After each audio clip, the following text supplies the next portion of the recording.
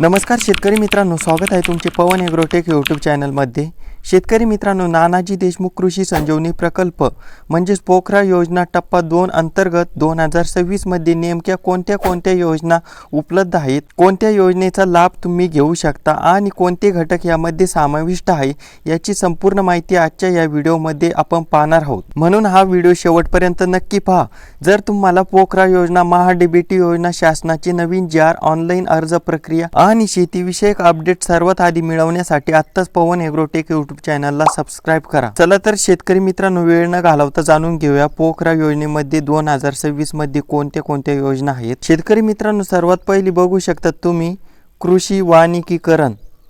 या योजनेमध्ये वृक्ष लागवड आणि बांबू लागवड हे दोन घटक अवेलेबल आहे। त्यानंतर दुसरी योजना बघू शकता वैयक्तिक शेततळे। वैयक्तिक शेततळेमध्ये तुम्हाला शेततळे अस्तरीकरण म्हणजे शेततळ्यात कापड टाकण्यासाठी अनुदान मिळणार आहे ह्या योजनेमध्ये। त्यानंतर यामध्ये तिसरी बघू शकता तुम्ही सामूहिक शेततळे। सामूहिक शेततळेमध्ये तुम्हाला सामायिक शेततळे बनवण्यासाठी अनुदान मिळणार आहे।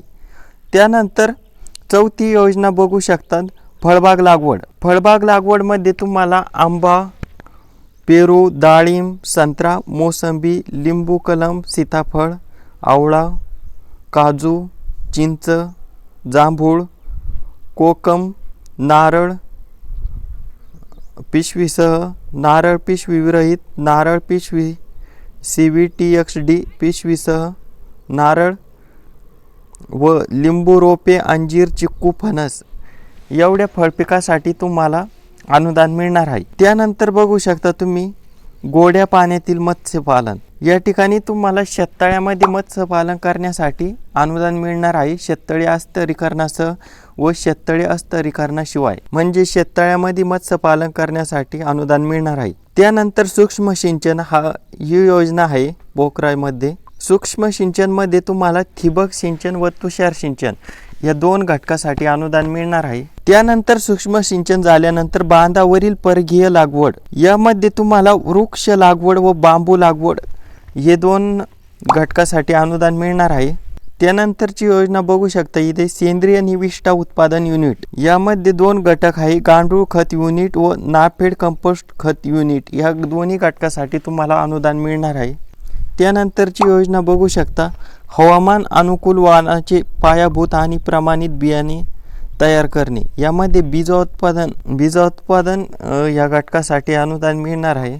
त्यानंतर संरक्षित शेती, यामध्ये शेडनेटगृहामधील लागवड साहित्य भाजीपाला पिके, हरितगृहामधील लागवड साहित्य भाजीपाला पिके व हरितगृहामधील लागवड साहित्य फुलपीक लागवड या तीन घटकासाठी तुम्हाला अनुदान मिळणार आहे। त्यानंतरची जी योजना आहे विहीर पुनर्भरण।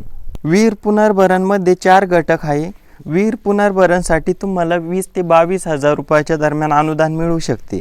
त्यानंतरची योजना आहे रेशीम उद्योग। रेशीम उद्योग मध्ये तुम्हाला तुती लागवड, कीटक संगोपन व निर्जंतुकीकरण साहित्य व कीटक संगोपन गृह बांधकाम। रेशीम उद्योग मध्ये हे 3 घटक आहे। शेतकरी मित्रांनो, अशा प्रकारे या पोखरामधील योजना आहे। शेतकरी मित्रांनो, तुम्हाला पोखरामधील कोणत्या योजनाविषयी सविस्तर माहिती पाहिजे ते नक्की कमेंट करा। पुढील व्हिडिओमध्ये आपण त्या योजनेसाठी नेमकी किती अनुदान मिळते आणि ऑनलाईन अर्ज कसा करायचा हे संपूर्ण स्टेप बाय स्टेप पाहणार आहोत। म्हणूनच पवन एग्रोटेक यूट्यूब चॅनलला आत्ताच सबस्क्राईब करा। भेटूया पुढील नवीन व्हिडिओमध्ये। धन्यवाद शेतकरी मित्रांनो।